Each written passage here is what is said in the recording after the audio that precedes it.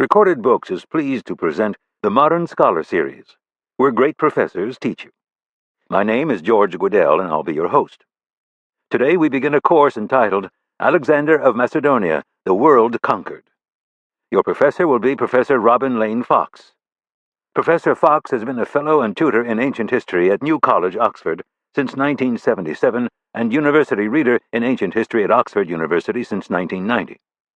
He was the main historical advisor to Oliver Stone on his film Alexander, and he took part in many of its most dramatic reenactments.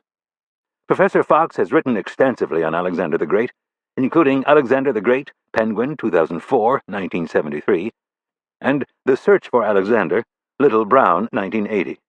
Other books by Professor Fox include Unauthorized Version, Truth and Fiction in the Bible, Vintage, 1993, The Long March, Xenophon and the 10,000, Yale University Press, 2004, Pagans and Christians, Penguin, 2006, The Classical World, An Epic History from Homer to Hadrian, Basic Books, 2008, and Traveling Heroes in the Epic Age of Homer, Knopf, 2009. For more information on this course, please visit its webpage at www.modernscholar.com, where you'll have access to links to related sites and a seminar room to share your thoughts with other students. And now we begin Alexander of Macedonia, the World Conquered. Lecture 1. Perspective and Sources. Alexander is the greatest king and conqueror in the entire history of the ancient world. Many, including myself, would say in the history of the world. This isn't a controversial view. He's been admired by generations, becoming a cult in his own lifetime, a cult to the men who served with him, who broke into his bedroom as he lay dying at the age, incredibly, of 32, weeping as they took their emotional farewell of the king with whom they'd seen a world they had never imagined in their youth to be possible. They were never defeated. Alexander was born in northern Greece in the kingdom of Macedon, centered on the great palaces of Pella and Aegae, as we now know it, in the month of July, 356 BC. He was born into a small, vulnerable little kingdom, which was the playground of its barbarian neighbors and of the Greek city-states to the south. Beyond him, to the east, had stretched for more than 200 years, a fact of life, it seemed, the great Persian Empire, the kingdom of kings Darius, Cyrus, and the others, who ruled the whole way from the borders of Egypt right out to what to us is Pakistan, to them northwest India. No Macedonian had seen into Asia. They'd never imagined it. Their life was so simple and hard, up in their hill kingdoms too, adjoining the lowland palaces. Their life was hunting, keeping alive, guarding the sheep, dealing with their clients and dependents in tiny, to us, village centres. It's as extraordinary as the explosion into the new world of South America of those Spanish conquistadors centuries later from the harsh hinterland of the Estremadura in Spain. These people were going to walk through cities as large as Memphis, Babylon, on a scale they never imagined, as if suddenly people from the depths of the desert in Africa now were to be transplanted to the broad highways of Manhattan. They weren't just going to walk. They were going to be showered with flowers and greeted as conquerors and liberators. They felt important. And of course, they gained women, they gained a view of the world, and they became rich. They also, being human, fell in debt. Alexander died, we now think, on the date of 11th of June. Previously we used to say the 10th, in 323 BC, aged 32. Part of his magic is unquestionably the image of youth, the spell of the young man who overthrew the great kingdoms of the world and had the ball at his feet when he was only, heaven help us, 24, 25, far richer than any contemporary. Amazingly brave, this combination of dashing leadership, heroism, youth, beauty, and risk on the grand scale. And we forgive him for it, because on every occasion, however big the risk, he won, except towards the end of his life. By then, he too had conquered all the way from the borders of Libya right out to northwest India, as they called it, the Punjab in our Pakistan and beyond. He was being worshipped in the Greek world by some of those in the Greek cities, paying him honours fit for a god. He was many thousand times richer than anyone else in the world. His conquests marked the beginning of what we call the Hellenistic age, the age characterized, as no Greek 50 years earlier had ever imagined, by competing Greek-speaking Greek successor kings ruling the Ptolemies and others all the way in his wake from Egypt right through modern Iran. He had completely changed the geographic horizons of Greek-ruled territory for the first time. Greeks had found themselves administering an empire in which people were not Greeks and didn't even speak their languages. It is an extraordinary break in history, coinciding, we think, with breaks in style of art, of literature, and of the last philosophies to emerge in the Greek world. How far they were direct responses to Alexander's changed world is a question we'll have to turn to at the end. I think the story that best sums up his impact is the tale of the young Julius Caesar. Julius Caesar, out in Spain, we're told, perhaps the story was invented to discredit him, saw a statue of Alexander and started to cry. He burst into tears because he was Alexander's age himself, and he had achieved nothing comparable with the great young king. Whenever one hears that story, at any age, 32 or more, there is a very slight pang as human beings in us. What have we done? In a way, that is still part of Alexander's spell, a spell which also fell on Napoleon, who kept a picture of Alexander's greatest victory in his campaign tent and revered Alexander, or even right down to our own times, where Fidel Castro, out in Cuba, had been for years a close student and admirer of Alexander's campaigns, and indeed second-hand from Castro, I have had questions, very penetrating questions, about Alexander's tactics, this, that, and the other, obviously thinking as to whether in similar circumstances he, Castro, would have deployed his men similarly.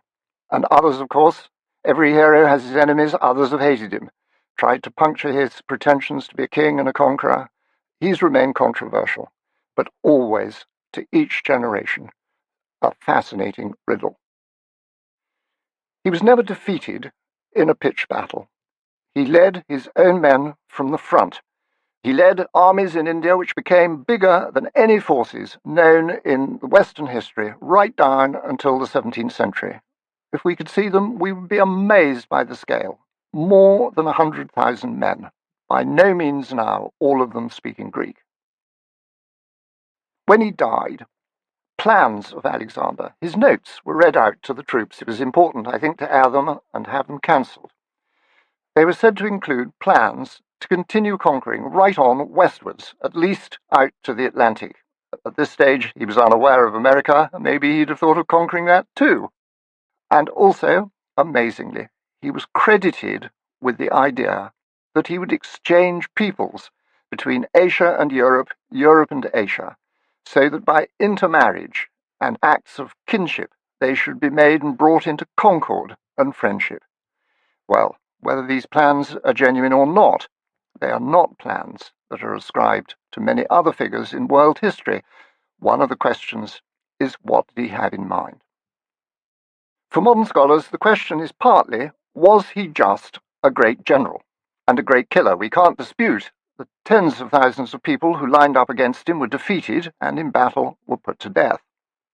Many modern scholars have reduced Alexander to an army commander and left him there, not being military understandably themselves. And in part, this is a reaction understandable after all our age has lived through in the name of great men. One thinks of Hitler or of Stalin and of Mao, and you think, do we really want people who become world-dominating figures or with grand programs of territorial conquest? But we must remember that Alexander's world was not, of course, ours, nor were its general values.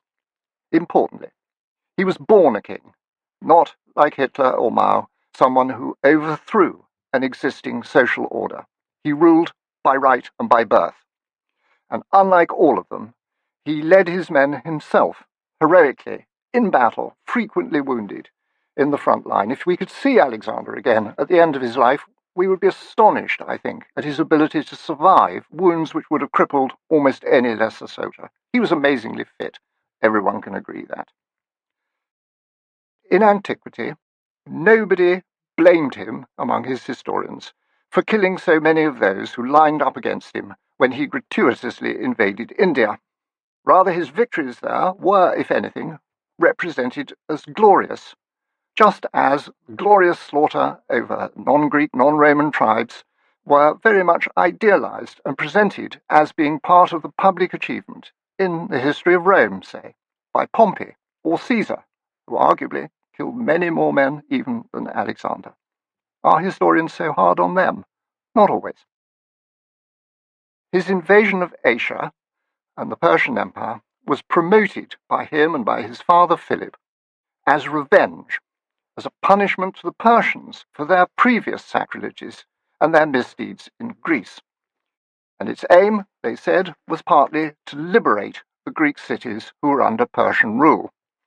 So there was a justification, but perhaps it's only needed for campaigns that are undertaken for outright conquest in the first place.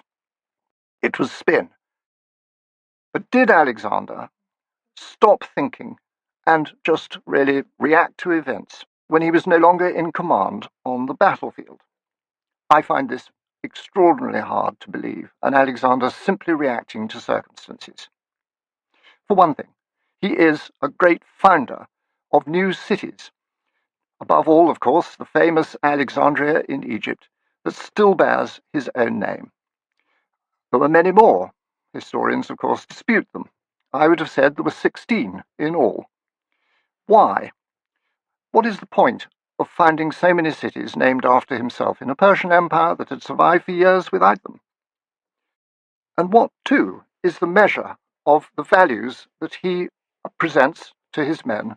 Concord and harmony between the Macedonians and the Persians who had previously been fighting one another. What was he planning? What was his vision for it all? Why was he doing it? Well, he died so young. So much lay ahead.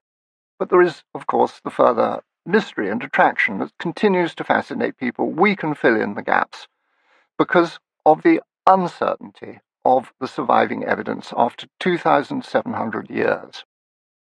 In antiquity, there were collections of what was supposed to be Alexander's letters, even letters to his famous mother, Olympias.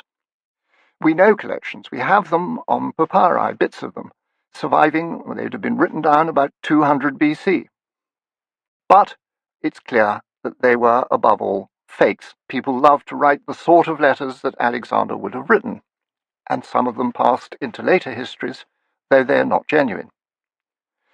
The truth is, we have no genuine private letter from Alexander.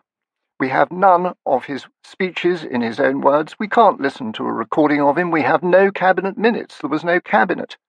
It's extremely difficult. We have and continue to find texts inscribed of rulings from Alexander by usually Greek cities, letters from Alexander on official matters. Did he write them himself? We're not sure. But they continue to appear. We found more, even in the 1990s. Who knows what might turn up in Macedon, which is ever more intensively excavated. This is a standard habit in antiquity, inscriptions, particularly on stone. But that doesn't take us with an outline of his life. For that, we have to look back to our main narrative histories. They're compiled by later authors, of course, who, like me or you, never knew him. But they are long and detailed accounts of his march, where he went, what he did, and what happened to him, character judgments, and they rely on other lost histories written by people who were very much closer to him, some of them either employed by him or his close friends for life. Whatever we say in the lectures we're going to listen to depends on a view of the value of this information. Where does one look to know something original about Alexander? We turn to 4 historians in particular. Some people might find they've turned to the short version of Diodorus, a Greek who'd visited Alexandria, visited Rome, writing around the turn of our era between, say, 20 BC and 10 AD in the reign of the Emperor Augustus, or a bit earlier, 30 BC perhaps. And his abbreviated Book 17 is given over to Alexander's expedition. One problem is that Diodorus is only an abbreviator and he's extremely incompetent. But there's information in it. It's not complete. Or thirdly, many people, rightly, would still turn to the expedition of Alexander by Arrian in 7 complete books. Now, it is a work of some authority and penetration. Arrian, at the beginning, has thought, however superficially, about which of the sources surviving in his day he could use to interweave, set against one another, and give his portrait of the Alexander whom basically he greatly admired. And he chose well. He chose 2 contemporaries who had served with Alexander. And Arrian himself is not just an armchair historian. He too was a military man, like Alexander, a passionately keen hunter. He almost identified, I think, with sides in Alexander's life. One knows the feeling. He had been born in a Greek-speaking town in what is now northwest Turkey, and grown up and risen high in Roman service under the emperors of the 120s to possibly even 160s AD. He'd become a Roman governor under Hadrian, the Roman emperor. And he wrote his work on Alexander, a date we're not sure. Some think the 130s. I think I'd go a little later, perhaps to the 150s AD. And it is still our best source. But it has to be used, as I will explain, with some caution. And the question throughout is exactly what is Arrian drawing on? He has no personal knowledge, of course, any more than you or I do, of Alexander himself. Our fourth source is certainly the most attractive. The Greek author Plutarch, who wrote paired lives of great figures from antiquity, and paired Alexander, understandably, with his only Roman near equal, Julius Caesar. And Plutarch's Life of Alexander, think of it written round about 100 AD, used many different sources, as is Plutarch's way, and presented a varied, characterized portrait of Alexander, drawing widely and sometimes quoting from early originals we don't have. It is an extremely attractive book, and it's the one perhaps that one always would turn to for a little touch of colour or detail. There are dangers. One danger is that Plutarch draws avowedly on letters of Alexander. He didn't know. What I think we can see and conclude is that he was drawing on a collection on papyrus on his desk, which were actually themselves fakes. He quotes letters from other sources, which could be genuine, but when he refers you to "as Alexander says in his own letters," I think we have to assume that Plutarch has been taken for a ride. You must understand these works survived in antiquity with no date on the flyleaf, no account of who'd published them. It was very difficult to be absolutely sure, as a later author, that what you were using was genuine. The second problem is that Plutarch, a dear figure of philosophical instincts living under Roman rule in Greece, is so far removed from the values and world of the Macedonian Greeks, whose lives he narrates. And he will put his own moral values in, and he'll class actions of Alexander as remarkably generous, or remarkably callous and cruel, or whatever, and one has to cut all this out. It's Plutarch, it's not them. I often think that if Plutarch had actually met them, he'd have been even more surprised than me. So take his judgments with a pinch of salt.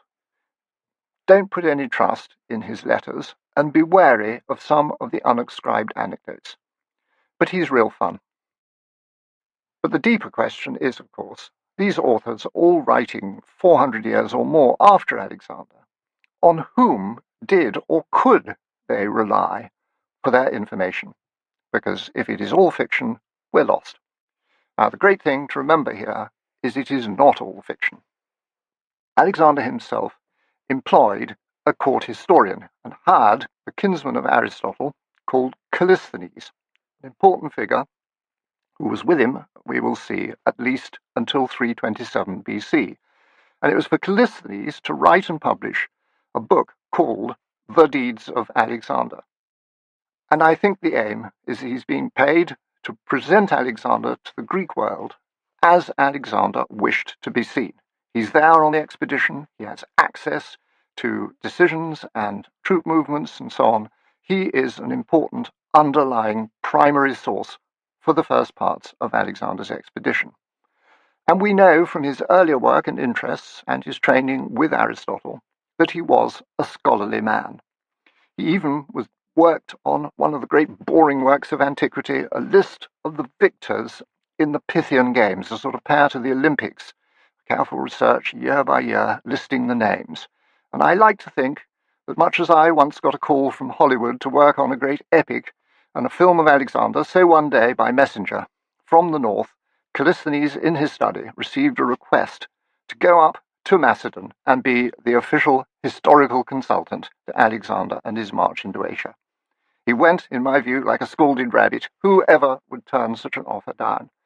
And he was swept away by events. He saw the whole world changing round him as his young hero, as he presented him, almost with the favour of the gods, the son of Zeus, rival of the heroes, beat the Persians in battle after battle. At first, it was too good to be true. Now, there are bits of Callisthenes, very few, quoted in Plutarch's Life, and in a near contemporary with Augustus, the geographer Strabo, and they are terribly precious to us. We have to argue otherwise for the sort of tone of Callisthenes' history. Various people in antiquity put judgment on it. But that is the official White House view, as it might be, and it's invaluable. But it's by no means the only view from a contemporary. We also had, once, lost to us in total, the work of Alexander's friend since boyhood, Nearchus, a Cretan, a man of the sea who ended up as the admiral of Alexander's fleet, who knew Alexander very well, and obviously wrote in particular about his experiences, particularly in bringing Alexander's fleet back from India and re-meeting Alexander on a famous naval expedition towards the end of Alexander's life. And Nearchus passed occasional personal judgments on Alexander, whom he knew really well, may have been writing to defend his own role in events, but he certainly wrote within 7 years of Alexander's death. And again, bits and pieces of him survive. Arrian indeed uses him from time to time, and it's very valuable. It's somebody who really knew the man. Equally valuable are the sources on whom Arrian avowedly mainly relied. And they were two. One is rather a mystery to us, a man called Aristobulus, who settled eventually in eastern Macedon, but certainly served throughout with Alexander, and was given various commissions by Alexander, one of them to look after the restoration of the tomb of the great king Cyrus, which we can still see, incidentally, at Pasargadae in Persia. And we know that Aristobulus lived on, and he didn't write until about 25 years or more after Alexander's death. We're sure of that.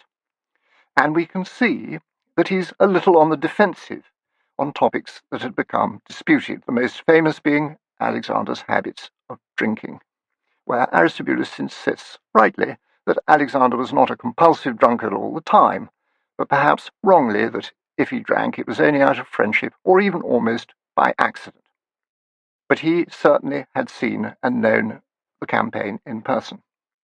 And then, immensely important, perhaps for Arrian, the most important underlying source, Alexander's boyhood friend, the future pharaoh of Egypt after his death, none other, amazingly, than Ptolemy the Macedonian, almost of Alexander's own age, who had known Alexander personally and been close to him from boyhood, wrote a history. But in my view, he too wrote late. In fact, I think of him writing last of all of the major historians, really aiming to set the record straight and to say what he had seen and what he knew to be true. I like to think of him going over and over it in his mind in the later years.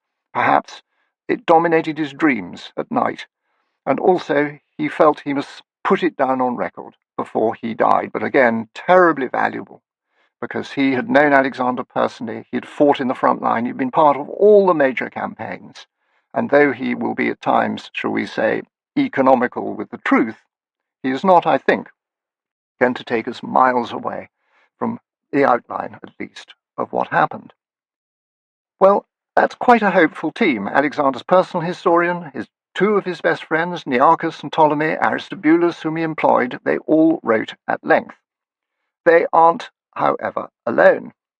There was also, and more fancifully, a fellow naval officer who perhaps wrote before Nearchus, called Onesicritus, one of the helmsmen in charge of the fleet, who had had a Greek education, was a Cynic philosopher by training, but rather fanciful, as we can see from his description of buildings that survive, where Onesicritus is stunningly inaccurate. He describes Alexander once as a philosopher in arms. It's not wholly plausible, but I think one has to remember at least he wanted to describe him in that way. I don't know if anyone ever tried to describe Stalin as a philosopher in arms.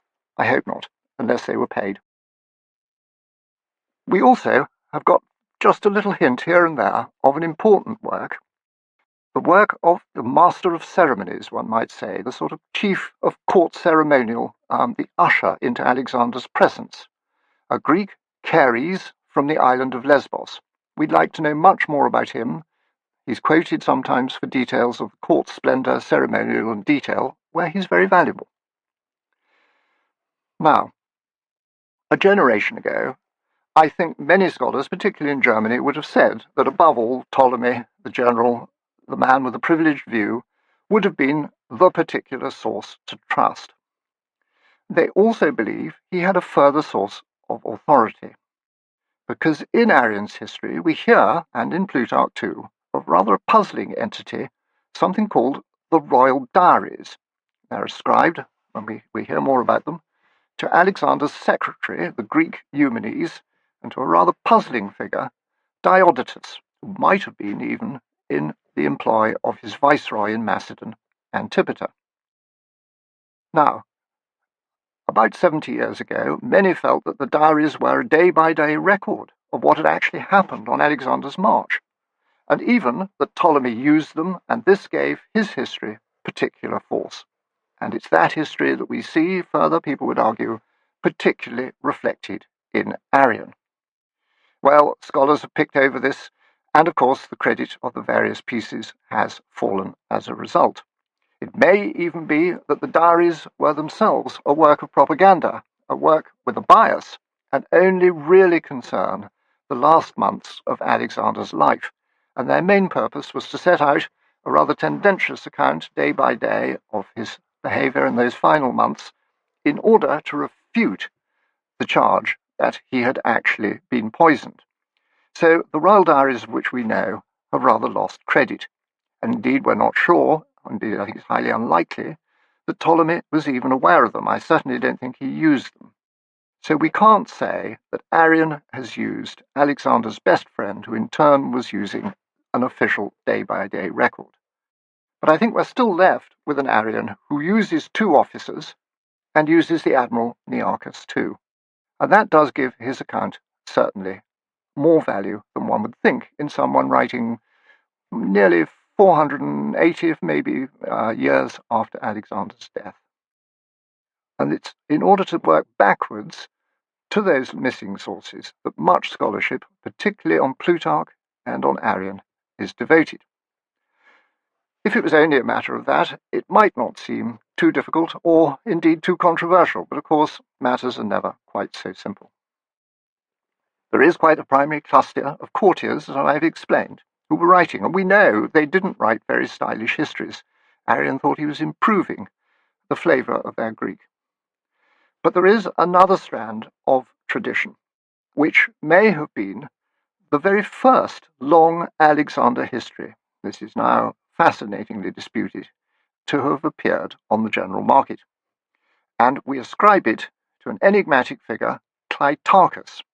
Cleitarchus, whose father had been, we're told, a historian of the Persian Empire, who appears, from what we used to know, to have been active, perhaps one would say, about 310 BC, and to have settled in Alexandria, and his work was read way on into Roman times, but it was felt to be rather excessive, ingenious, and at times downright romantic. Now, the importance of it is that this work, or even perhaps a shortened version of it, is what Diodorus used in Book 17 on Alexander in his wider universal history. And possibly, probably I think one can say, it is the ultimate source for the Roman Curtius, Quintus Curtius writing disputed, but perhaps in the 70s AD. And scholars class this bundle of information together under the general blanket term, the Vulgate, as if it's a sort of shifting mass of more popular material. There's no reason to think that Clitarchus knew Alexander. Probably didn't serve with him. He certainly wasn't an officer. He was a literary man. Maybe at best he interviewed a few survivors. Now, what's so interesting is quite frequently its detail differs rather strikingly from what we find in Arrian. And sometimes it is much more sensational, occasionally rather dark, on questions of conspiracy and so forth. And the big question has been, should historians use it as a guide to what really happened? Well, the question has been endlessly argued, and for a while recently, the value of the Vulgate has been raised. And part of the interest in many new books on Alexander is, are they going to give weight to the Vulgate sources? Are they going to prefer them to Arrian's or not? Now, I sometimes believe that there is a malicious demon in charge of historians, and from time to time, he just releases a little bit of evidence from all that survives in another world in order to confuse us even more. Amazingly, in 2007, for the first time, fragments of a papyrus whose author is writing an assessment of the various historians of Alexander and the generation afterwards was published and was readable just for the first time. Well, it seemed to give a date to Clitarchus. We gulped because the date seems to be between about 250 and 230 BC, at least 60, 70, 80 years later than contemporary scholarship had been arguing. Are we to accept it? One route is just to say that the author of this papyrus was wrong. I almost think I believe that, but it's quite hard to believe when for the first time we have a date in antiquity from a Greek source for this enigmatic large book on Alexander. At best, I think, Clitarchus used earlier sources, some of them lost to us, but he never could rely on his own eyewitness, and if he really is so late in date, we have to be wary about preferring him to the tradition going back to Alexander's contemporaries. So, what historians are doing with almost every event that I will describe and will go into together is they are comparing contrasting sources, the big four, there are others, Arrian, Plutarch, Curtius, and Diodorus. They're comparing minutely, bit by bit, what they say, rather like work, for instance, on the four Gospels and gospel source criticism, that famous pursuit.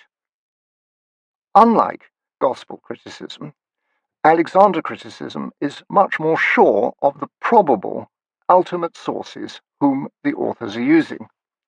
We will never know, wonderfully, short of some extraordinary discovery, what is underlying, for instance, the fourth gospel. But we have a very clear range of options for what, say, is underlying Diodorus' Book 17. The difference, of course, is that our surviving big four, our four existing gospels, are Arrian, Plutarch, Curtius, and Diodorus so much later than the figure they describe, 400-500 years later. But, as I say, they rest on early lost contemporaries of whom we just have fragments, sometimes quoted by them, sometimes quoted by others. So there is a game of trying to place them. We must compare them bit by bit, and it's been and continues to be massively done across the world. But after years of doing it too, of switching over whether to favour the Vulgate against Arrian or what, I think I've come to the conclusion there's a danger that we miss the wood for all the individual trees. If we just take the conflicting accounts in a Vulgate source one by one on every little point and set it against the officers in Arrian or in Plutarch, we rather miss the overall point, that if we simply read the Vulgate through and think, so much of it is actually demonstrably misstated or misrepresented or just simply wrong. It seems to me much harder to take the intervening details which we can't verify and continue the slow game of plotting them against Arrian and using it somehow to undermine the main text. We must have a general conception of how good the Vulgate is, and the Vulgate in its purest form is visible in our book of Diodorus. And I must say that on really big events, big battles, the timing of the foundation of Alexandria, the making of kings in the Phoenician city of Sidon, just to take some casual examples, it's stunningly wrong. So should we really trust it where we can't test it in the same way? That seems to me the problem. And I think my working method is to look at the Vulgate and very cautiously perhaps to use it, if it doesn't seem wild, incredible, or over the top, to supplement what we find in Arrian Plutarch when they're using the officers. And very, very cautiously, possibly, to think of using it to adjust issues and points in the history where quite independently we know that Arrian's officers, the sources behind his account, were likely to be unreliable. And there are, I think, two obvious ones. Conspiracies and opposition to Alexander is one, and as we can see from Aristobulus, the splendid question of his drinking. But that is a far cry from simply assuming that the Vulgate must prevail. What we don't have, though some rather hoped they were going to find, is an insider secret history, which is somehow the true version, buried for years, undervalued by the great German scholars of the 19th century, which we can now use to subvert and correct the official line, a sort of deep throat in Watergate terms for the investigation of the amazing problem that was Alexander. History, I would say, is never so simple. Nothing is the true version in any wide-ranging sense, but least of all is the history of Alexander so simple. This ends Lecture 1.